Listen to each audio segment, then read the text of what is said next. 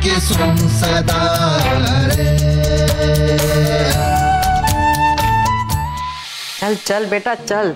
ये जो नौटंकी की ना तूने, मजदूरी तो लेती जा। और वैसे भी पूरन सिंह किसी का उधार नहीं रखता। इलाज इंसानियत और वेद की खातिर किया है, पैसों की खातिर नहीं। डॉक्टर शेखर, उस ईमानदार डॉक्टर की हत्या का आरोप है मेरे मुवक्किल पर, जो कि पूरी तरह गलत है, क्योंकि डॉक्टर शेखर जिंदा है। योर ऑनर, मेरे क्लाइंट को तुरंत रिहा किया जाए। That's all your. ये अदालत लखन रावत को जमानत पर रिहा करने का आदेश देती है। क्या सोच रहे हैं? धर्म, सारी जिंदगी ईमानदारी से गुजारने के बाद भी दो बेईमानों की वजह से हवालात में चोर डाकुओं की तरह रहना पड़ा। अब के बार इनका सर इनकी धड़ से अलग करके ही रहूंगा, फिर चाहे मुझे फांसी क्यों ना हो जाए, छोड़ूंगा नहीं। लखन, ये गुस्से को काबू में रखो। ये गुस्से की वजह से ये दिन देखना पड़ा। हाँ बाबा, काका एकदम सही कह रहे हैं। आप अपने गुस्से पर काबू रखिए और कानून पर भरोसा रखिए। इन अपराधियों को, गुनहगारों को उनकी सजा जरूर मिलेगी बाबा। लखन, कानून से बड़ा कुछ नहीं है। इन कमीनों ने कोशिश तो बहुत की, पुलिस को रिश्वत भी बहुत खिलाया, लेकिन अदालत हमेशा सही फैसला देती है। आज जज साहब ने तुम्हारे पक्ष में फैसला दिया और पुलिस वालों को खूब डांट पड़ी। भगवान की दया से अब डॉक्टर साहब की भी जिंदगी बच गई है। जो भी सच है वो तो सामने आएगा ही। राजू, हमको भी यही लगता है, बहुत जल्द पूरण और बिरजू जेल की हवा खाएंगे। इनकी पूरी जिंदगी जेल में खिचड़ी खाते खाते बीतेगी। अब आप अपना गुस्सा शांत रखो, घर में जाकर के आराम करो, कल सुबह मिलेंगे। सुगंधा बेटा, चलिए बाबा।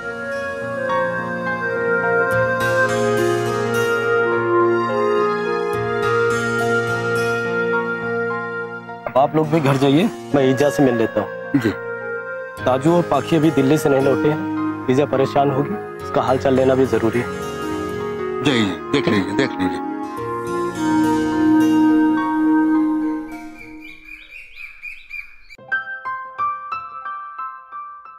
माँ, वैद्य काका कहाँ है? दिखाई नहीं दे रहे।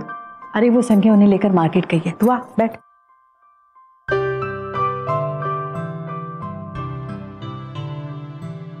हाँ बेटिया, शुरू हो जाओ, मैं तुम्हें असिस्ट करता हूँ। ये पेन और पेपर मुझे दे दीजिए, मैं अकेले ही सब कुछ कर लूंगी, आप आराम से बैठिए। नहीं, मैं तुम्हें असिस्ट करता हूँ ना, तनख्वाह भी नहीं लूंगा, फ्री सर्विस। बस तुम अपना पूरा ध्यान पेशेंट की बीमारी में लगाओ। हाँ, तुम बोलते जाओ, मैं नोट करता जाऊंगा, फिर दवा लिख दो, बात खत्म। अरे ये इधर दीजिए। क्या कर रहे हो बाबा? ये असिस्टेंट की जरूरत तो शहरी डॉक्टरों को पड़ती है, हम गांव के लोग तो सब काम अकेले ही करते हैं। हाँ काका, बताइए क्या तकलीफ है आपको? अब क्या बताएं बेटी, पेट का सारा मुश्किल है, हमेशा भरा भरा रहता है, कुछ खाने पीने का मन ही नहीं करता है। काका, शराब, तंबाकू या कोई नशा?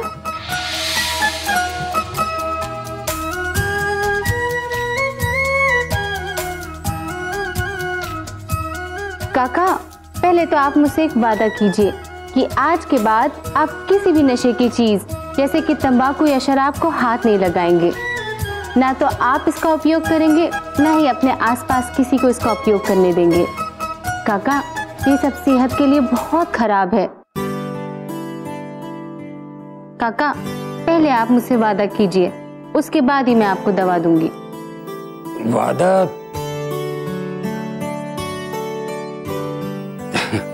ठीक है बेटा, वादा करते हैं, कसम खाते हैं आज से कि अभी से लेके जीवन भर कभी कोई नशा इस्तेमाल नहीं करेंगे, ना खुद करेंगे ना किसी को करने देंगे। ये हुई ना बात काका। अब मैं आपके लिए कुछ दवाइयाँ लिख रही हूँ, यहाँ के आयुर्वेदिक स्टोर में आपको ये दवाइयाँ आराम से मिल जाएंगी। और बाकी की दवाइयाँ हमने कुछ जड़ी बूटियाँ कूट के गांव में रखी हैं, मैं आपको डाक से भिजवा दूंगी। ठीक है? ठीक है बेटा।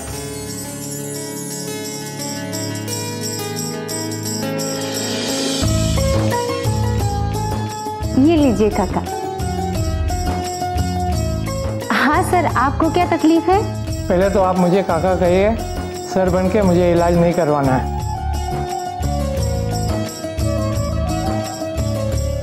ठीक है काका, बताइए। मेरे घुटने में और कमर में इतना दर्द रहता है कि बयान नहीं कर सकते हैं। ये सब तो बुढ़ापे के बिन बुलाए दोस्त हैं भाई साहब। ये बीमारी तो मुझे भी है, मेरे घुटनों में भी बहुत दर्द होता है। आखी ने कल तेल से मेरे घुटनों की मालिश की, मुझे बड़ा आराम मिला और मुझे कुछ दवाइयाँ भी दी। लग तो ऐसा रहा है कि इसकी दवाइयों का जादू एक ही दिन में चल गया है।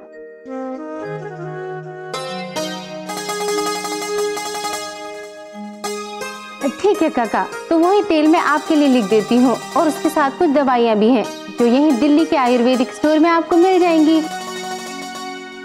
और आपकी बाकी की दवा इजा और काका की दवा के साथ मैं भिजवा दूंगी गांव से, ठीक है?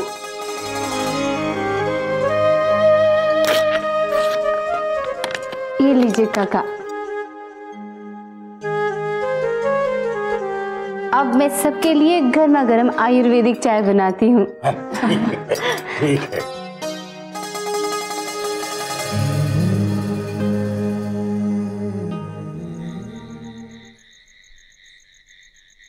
चलो अच्छा हुआ जो लखन छूट गए। दुनिया में अभी इंसाफ बचा है। अरे बुरे लोग कितना भी चाहें, सच्चाई को ज्यादा देर दबाया नहीं जा सकता। हाँ ईजा, पूरण और बिरजू ने पुलिस वालों को पैसे खिलाकर लखन दाजू की सजा का पूरा बंदोबस्त कर लिया था। वो तो भला वो अपने वकील साहब का बड़े सच्चे और ज्ञानी निकले। उन्होंने अदालत में ऐसी दलील दी कि सच सबके सामने आईने की तरह आ गया। बात जज साहब को समझ में आ गई, उन्होंने लखन दाजू को जमानत पर छोड़ दिया। अब देखना ही जा, पूरण और बिरजू बहुत जल्द हवालात के अंदर होंगे।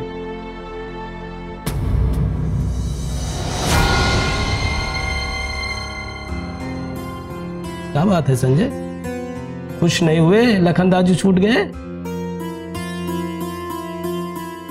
बता दो सही, इतने परेशान क्यों लग रहे हो? गुस्से में चेहरा तमतमा रहा तुम्हारा।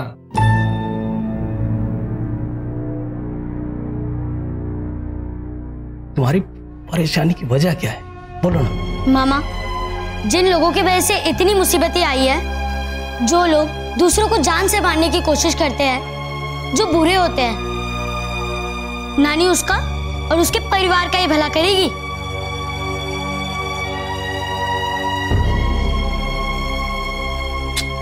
चेला, आखिर बात क्या है? तुम्हारे गुस्से की असली वजह क्या है? सबको समझ में नहीं आया। मुझसे नहीं, नानी से पूछिए।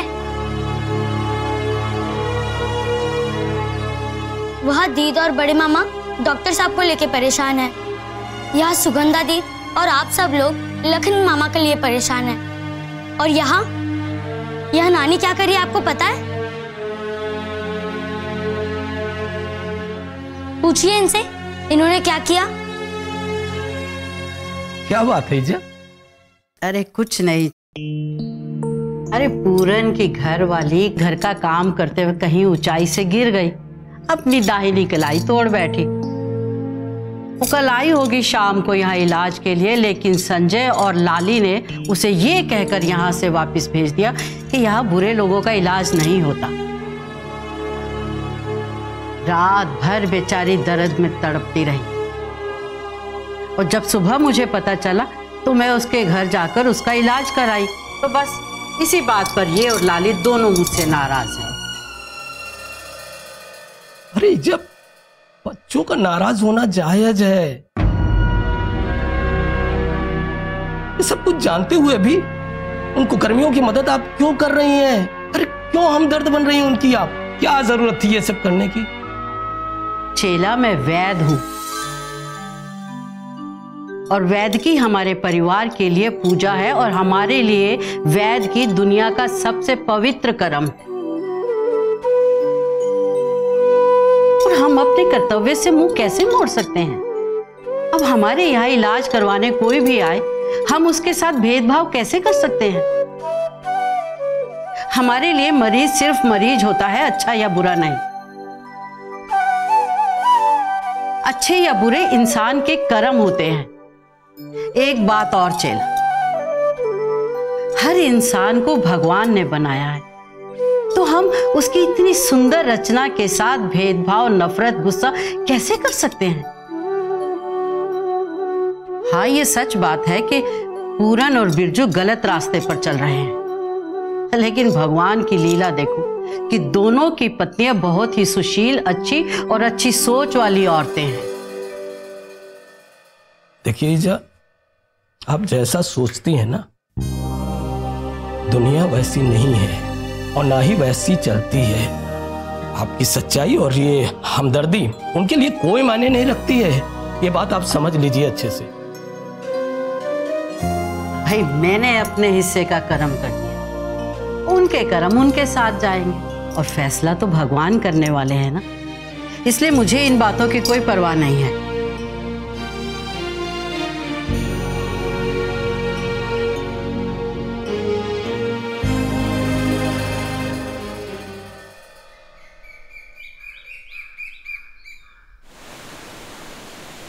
प्रधान जी, एक बात बोलूं, आप मेरे सच्चे उस्ताद हैं। गुरु गुरु होता है और चेला चेला होता है। आपने ऐसी चाल चली कि सबकी आंखें फटी की फटी रह गई।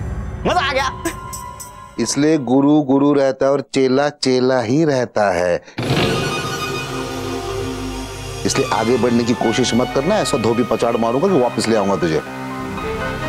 क्या किया उसने मेरे साथ? कुल्हाड़ी दिखाई मुझे जान से मारने की कोशिश की। पूरन सिंह को सोचो,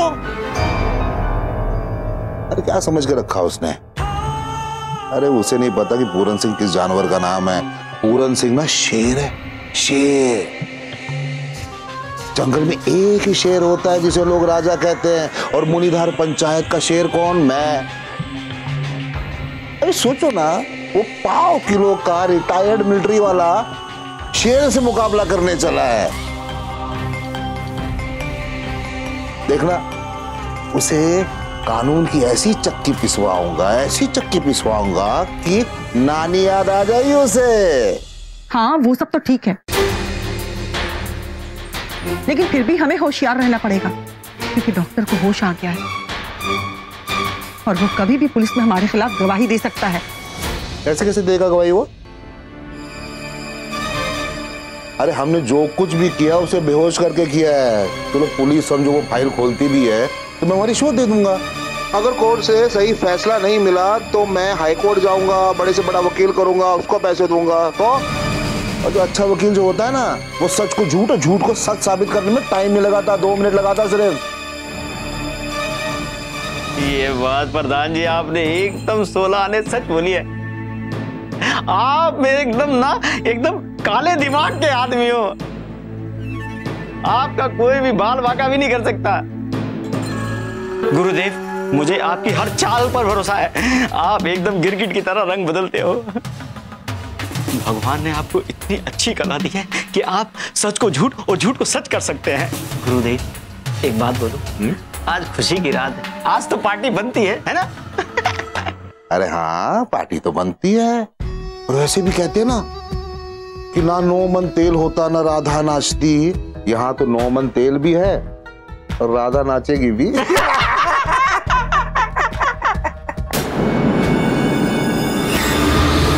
मैं जानती हूँ कि आप क्या सोच रही हैं। एक ऐसा आदमी जिसने आपके बाबा और आपके जीवन को बहुत बड़ी मुसीबत में डाल दिया हो, उस हमले का दोषी हो कि पत्नी को भी आप उतना ही बड़ा दोषी मानती होंगी ना?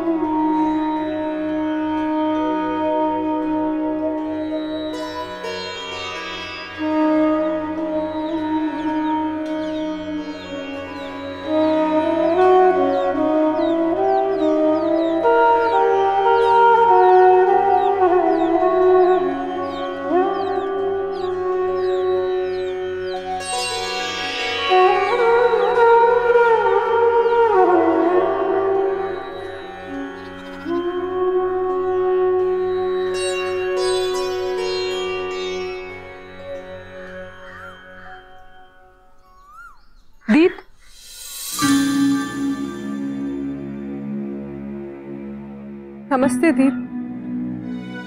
दीद, मैं बहुत दिनों से आपसे कुछ बात करना चाह रही थी। अगर आप बुरा ना माने तो 1-2 मिनट के लिए आप बात कर सकती हैं? ठीक है। दीद, मैं जानती हूँ कि आप क्या सोच रही हैं। एक ऐसा आदमी जिसने आपके बाबा और आपके जीवन को बहुत बड़ी मुसीबत में डाल दिया हो, एक ऐसा आदमी जिसने एक ईमानदार डॉक्टर पर जानलेवा हमला किया हो, उस हमले का दोषी हो, कि पत्नी को भी आप उतना ही बड़ा दोषी मानती होंगी ना। लेकिन दीदी, ऐसा नहीं है। मैं जानती हूँ मेरा पति गलत काम करता है, भ्रष्टाचारी है, लेकिन आखिर है तो वो मेरा पति ही ना, मेरा परमेश्वर है वो। और ना चाहते हुए भी मुझे हर काम में उसका साथ देना ही होगा। और फिर ईश्वर ने ही तो उन्हें इस जन्म में मेरा पति बनना तय किया है ना। तो आप ही बताइए, अपने पति का विरोध करके मैं समाज और ईश्वर के बनाए हुए कानून का विरोध करूं? नहीं ना। और वैसे भी हम जैसी लड़कियों के लिए ये जिंदगी भर की जंग है। पता है दीद, हमारी किस्मत का फैसला उसके हाथों नहीं होता, बल्कि हमारे माता पिता के चुने हुए पति के हाथों होता है। कभी कभी तो लगता है कि हमारी जिंदगी एक जुआ है जिसका फैसला किस्मत करती है। अब किस्मत ने अगर मुझे एक भ्रष्टाचारी की पत्नी बनाया है, तो मुझे तो अपना जीवन उस भ्रष्टाचारी के साथ ही बिताना है ना। मैं सुलेखा दीदी की तरह अपने पति का विरोध करके सिवाय कलह के और कुछ नहीं पाना चाहती। अपने पति का साथ देना न सिर्फ मेरा कर्तव्य है, बल्कि मेरा धर्म भी है। देवदत्त मास्टर जी है ना, कितना भला इंसान था। इस पहाड़ी गांव में शिक्षा की जोत जगाने आया था, लेकिन दीदी, आप तो मुझसे ज्यादा पढ़ी लिखी है, मुझसे ज्यादा समझदार है। स्कूल में बच्चों को पढ़ाती हैं, उन्हें सही गलत का ज्ञान देती हैं। आप तो हमारी परेशानी और दुविधा समझ सकती हैं ना। संकट के घेरे में फंसी है तेरे बंदों की जान, बोल ना चुप्पी फिर भी तोड़े ना क्यों, रो रहा मुनिधार बोल ना। कष्ट है दल बदल फिर रहे तेरे बंदे मारे मारे आवतन धरती पर मुनिधार की सुन सदा रे।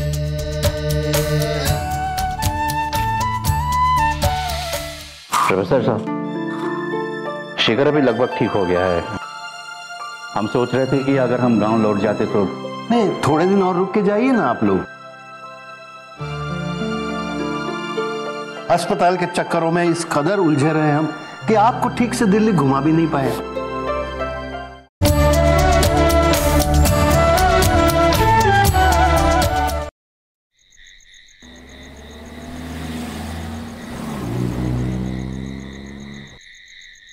प्रोफेसर साहब, शिखर अभी लगभग ठीक हो गया है।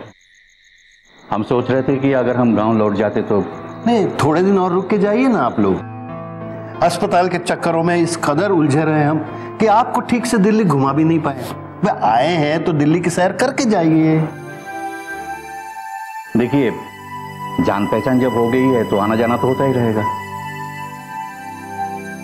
लेकिन इस वक्त हमें गांव में जाना बहुत जरूरी है। ईजा बिल्कुल अकेली है। इस उम्र में उनके ऊपर बहुत ज्यादा जिम्मेदारी आ गई है। दवा खाना का काम, घर के काम, वैसे भी गांव के हालात भी अभी ठीक नहीं है। लखन को जमानत मिल गई है, लेकिन उनका मुकदमा अभी भी चल रहा है। अभी भी निर्दोष साबित नहीं हुआ है।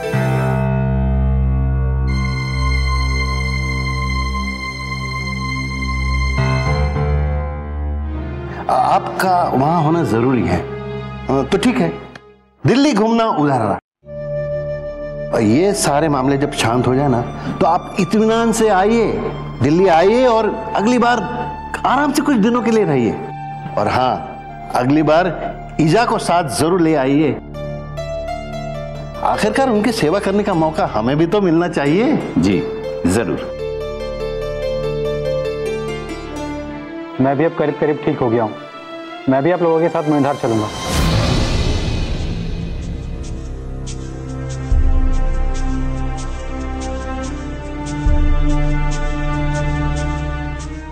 नहीं बेटा, तुम्हें आराम करने की जरूरत है। घाव ठीक होने का यह मतलब नहीं है कि तुम्हारे शरीर को जो नुकसान पहुंचा था उसकी पूरी भरपाई हो गई है। इसलिए तुम्हें अभी आराम की जरूरत है। वैद्य जी, वहां पर भी तो मुझे आराम ही है। भैया, आप वैद्य अंकल ठीक बोल रहे हैं। आपको अभी कुछ दिन और आराम करना चाहिए।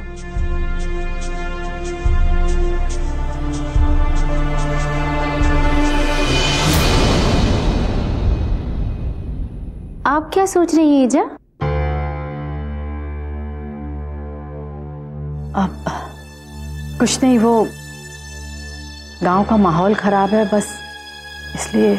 हाँ ईजा, इसीलिए तो हमारा गांव जाना जल्द से जल्द जरूरी है। तो ठीक है, कल सुबह गांव की गाड़ी पकड़ लीजिए ताकि शाम होते होते आप मुनिधर पहुंच जाएंगे। जी, ये बिल्कुल ठीक रहेगा।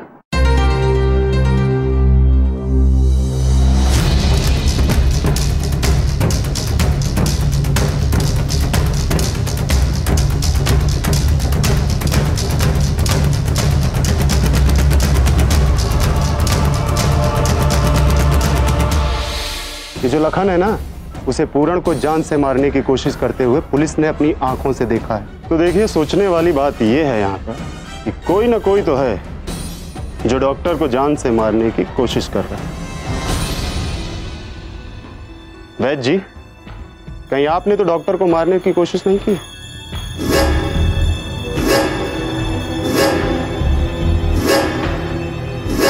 हाँ, ताकि आपकी दुकान जो ये वैद्यकी वाली आराम से चल सके। तो समझकर बात कीजिए इंस्पेक्टर।